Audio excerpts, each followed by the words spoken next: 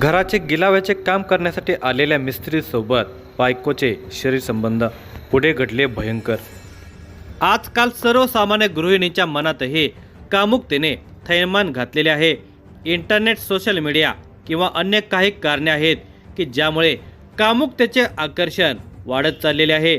रिकामटेकड्या महिला तर वासनेपायी काही करण्याचे धाडस करू लागलेले आहेत। हे भयानक वास्तव आहे। अमरावती जिल्ह्यामध्ये घडलेली एक घटना याचेच धक्कादायक उदाहरण आहे।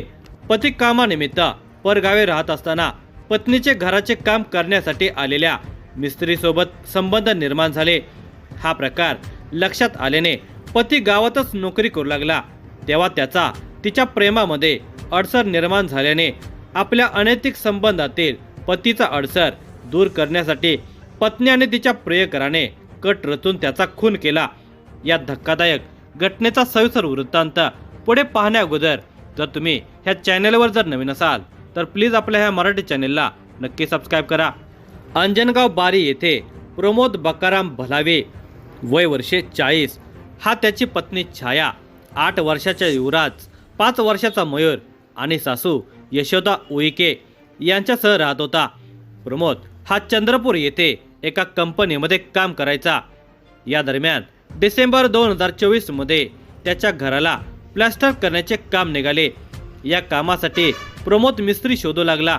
दरम्यान विश्वंभर मांजरे हा एकदा प्रमोदच्या नातेवाईकांच्या घरी म्हणजे अंजनगाव वारे येथे आलेला होता।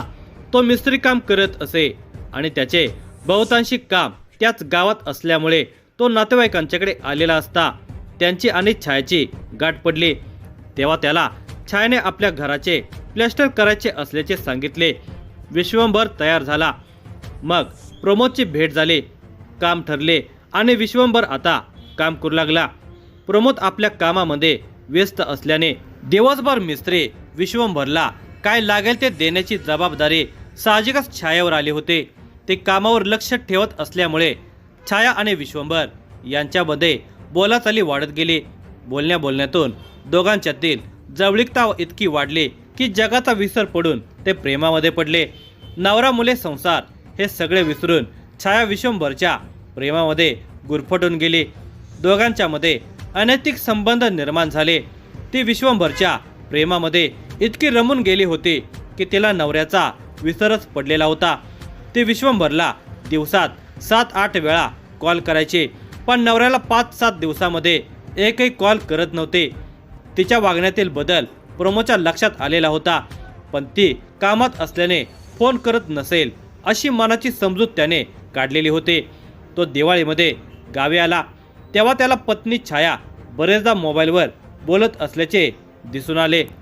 आपण कामासाठी जातो तेव्हा तर कधी फोन करत नाही, मग मी आता घरी आलो तरी ती कोणाशी इतका वेळ बोलत असेल असा प्रश्न त्याला पडला। दुसरीकडे मित्र आणि नातेवाईकांच्याकडून त्याला काही संकेत मिळत गेले।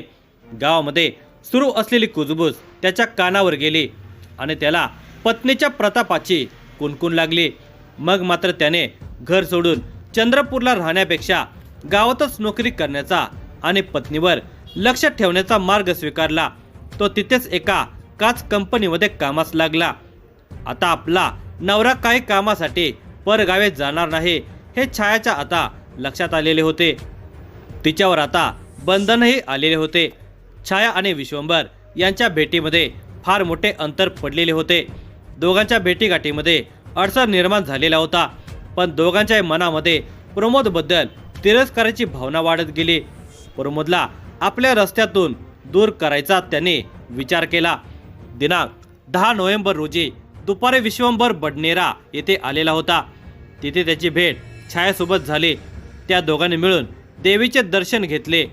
त्यानंतर जेवण करून त्या दोघांनी प्रमोदचा अडसर बाजूला करण्याचा एक कट रचला। तो नसेल तर आपल्याला कोणी अडवणार नाही असे त्या दोघांना वाटत होते, त्यामुळे प्रमोदला ठारच मारायचे असे ठरले। त्यासाठी त्या दोघांनी तिथे एक कोयता खरेदी केला। विश्वंभरने जंगलामध्ये त्याची दुचाकी उभी करावी। तिथेच लघुशंकेच्या बहाण्याने छायाने नवऱ्यास गाडी थांबवायला सांगायचे। प्रमोदने गाडी थांबवली की विश्वंभर त्याचा तिथेच खून करेल आणि मग दोघांनी तिथून पसार व्हायचे असे ठरले। ठरल्याप्रमाणे संध्याकाळी 7 वाजता भानखेडा जंगलामध्ये विश्वंभर नियोजित ठिकाणी कोयता घेऊन लपून बसला। तिकडे 8 वाजण्याच्या सुमारास छायाने पती प्रमोदला कॉल करून दस्तूरनगर येथे बोलावले। पत्नीचा फोन आल्याने कंपनीतून प्रमोद निघाला आणि दस्तूरनगर येथे आला। तेथून मोटारसायकलवरून आपण जंगलामार्गे गावी जाऊ असे तिने प्रमोदला सांगितले। पत्नी इकडे कशाला आली, तिच्या मनामध्ये काय चालू आहे हे ओळखून न शकलेला प्रमोद दुचाकी घेऊन गावच्या दिशेने निघाला। जंगलातून तो निघाला असता वाटेतच तिने त्याला गाडीत थांबण्यास सांगितले। तिने त्याला लघुशंका आल्याचे सांगत दुचाकी थांबवण्यास भाग पाडले। रात्रीचा काळोख दाटलेला होता। निर्जन जंगल परिसर, बाजूला एक दुचाकी थांबलेली। तिथेच प्रमोदने आपली दुचाकी थांबवली। ती दुचाकीवरून उतरून लघुशंकेसाठी थोडी दूर गेली। इतक्यात दबा धरून बसलेल्या विश्वंभरने प्रमोदवर हल्ला केला। अचानक धारदार शस्त्राने हल्ला झाल्याने भांबावलेला प्रमोद जमिनीवर पडला। रक्तबंबाळ झालेल्या प्रमोदला फरफटतच विश्वंभरने जंगलात नेले। तिथे एक वजनदार दगड डोक्यात घालून त्याने प्रमोदची हत्या केली। त्यानंतर पुरावा नष्ट करण्यासाठी प्रमोदची दुचाकी दरीमध्ये ढकलून दिली। ती दुचाकी थोड्या अंतरावर जाऊन पडली। त्यानंतर ते दोघे जंगलातून बाहेर पडले। ते गावात पोहोचले तेव्हा रात्रीचे 11 वाजलेले होते। आता त्यांच्या प्रेमामध्ये कसलाही अडसर उरला नव्हता। आपल्या पतीचा विश्वासघात करून जीव घेतलेल्या व्यभिचारी छायाने प्रियकराला रात्रभर आपल्या जवळ थांबवून घेतले। पहाटे 5 वाजता तो तेथून निघाला। त्यानंतर छाया आता बचावासाठी सक्रिय झाली। तरी रात्रभर पती प्रमोद घरी आला नसल्याचे सासऱ्याला कळवले। प्रमोदची शोधाशोध करण्याचे नाटक करून बडनेरा पोलीस स्टेशनला मिसिंग दाखल केली। पोलीस आपल्याला कधीच पकडू शकणार नाहीत असा तिचा गैरसमज होता, पण पोलीस कोणत्याच गुन्हेगाराला कधी सोडत नाही। बुधवार दिनांक 12 नोव्हेंबर रोजी सायंकाळी 6 वाजता हनुमानगडी ते भानखेडा दरम्यान जंगलामध्ये एका व्यक्तीचा चेहरा ठेचलेला मृतदेह पडल्याची खबर बडनेरा पोलिसांना मिळाली। घटनेचे गांभीर्य लक्षात घेता बडनेरा पोलिसांनी त्वरित घटनास्थळी धाव घेतली। अमरावती क्राईम ब्रँच टीम आणि फॉरेन्सिक टीम सुद्धा घटनास्थळी पोहोचली। पोलिसांनी घटनास्थळाचा पंचनामा केला। मृतदेह पडलेल्या ठिकाणापासून काही अंतरावर एक दुचाकी पडल्याचे पोलिसांना दिसून आले। त्या दुचाकी नंबरवरून दुचाकी मालकाचा शोध घेतला तेव्हा त्या मालकाने सांगितले की ती दुचाकी त्याने प्रमोद भलावे यास विकलेली आहे। त्यावरून पोलीस प्रमोदचा शोध घेऊ लागले। तसेच पोलिसांना घटनास्थळी काही मसाल्याची पाकिटे दिसल्याने मृतक हा जवळच्याच परिसरातील होता अशी पोलिसांची पक्की खात्री झालेली होती। दरम्यान बडनेरा पोलीस स्टेशनमध्ये कोणी मिसिंग दाखल केले आहे का याची चाचपणी करण्यात आली असता अंजनगाव बारी येथील महिलेने आपला पती प्रमोद भलावे वय वर्ष 40 हा बेपत्ता असल्याची तक्रार दाखल केली असल्याचे आढळून आले। या मिसिंग मधील वर्णन आणि घटनास्थळी पडलेल्या मृतदेहाचे वर्णन मिळते जुळते होते। एकूणच हा मृतदेह प्रमोदचाच असावा असा पोलिसांचा कयास होता। पोलिसांनी त्वरित संबंधित महिलेस घटनास्थळी बोलावले। तिने आपल्या पतीचा मृतदेह असल्याचे ओळखले आणि मृतदेहाजवळ धाय मोकलून रडू लागली। मृतदेहाची ओळख पटल्याने पोलिसांचे 50% काम झाले होते। पोलिसांनी तिच्याकडून प्रमोद काम करत असलेल्या कंपनीचा पत्ता मिळवला।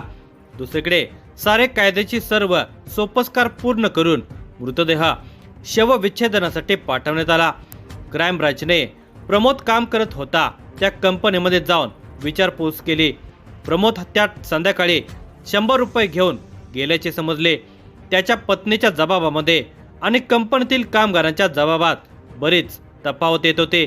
तसेच त्याची पत्नी वेळोवेळी जबाब बदलत होते। तिच्या चेहऱ्यावर चिंतेचे सावट पोलिसांनी अचूक हेरून तपास तिच्यावर केंद्रित केला। तिचा मोबाईल नंबर मिळवून आधुनिक तंत्रज्ञानाची मदत घेऊन गेल्या काही दिवसामध्ये कोण कोण तिच्या संपर्कात होते, घटनास्थळी कोणाचे अस्तित्व होते का याचा शोध घेतला असता पोलिसांना एक संशयित नंबर सापडला, ज्या नंबरवर तिच्याकडून अनेकदा कॉल झालेले होते। पोलिसांनी त्या नंबरची हिस्ट्री काढली असता तो नंबर विश्वंभर मांजरे वय वर्ष 35, राहणार विश्वी तालुका मेहकर, जिल्हा बुलढाणा या व्यक्तीचा असल्याचे समजले. मग मात्र पोलिसांनी वेळ न दवडता पहाटे 4 वाजता विश्वंभर यास त्याच्या घरातूनच ताब्यात घेतले. त्याला पोलीस स्टेशनमध्ये आणून प्रमोदच्या मृत्यू प्रकरणाबाबत विचारणा केली असता तो आपण काहीच केले नसल्याचे ठामपणे सांगत होता. मात्र पोलिसांचा पाहुणचार मिळाल्यावर त्याने सरळ गुन्हा कबूल केला. मृतक प्रमोदच्या पत्नीच्या प्रेमामध्ये वेडा झालेल्या विश्वंभरने तिच्याच सहाय्याने त्याचा निर्गुण खून केल्याचे कबूल केले.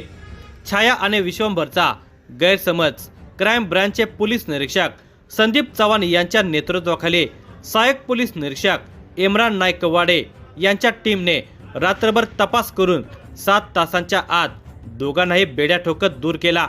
अमरावती क्राईम ब्रांचने घटनास्थळी कोणताही पुरावा नसताना काही तासांच्या आत आरोपी जेरबंद केल्याने त्यांच्यावर अभिनंदनाचा वर्षाव झाला.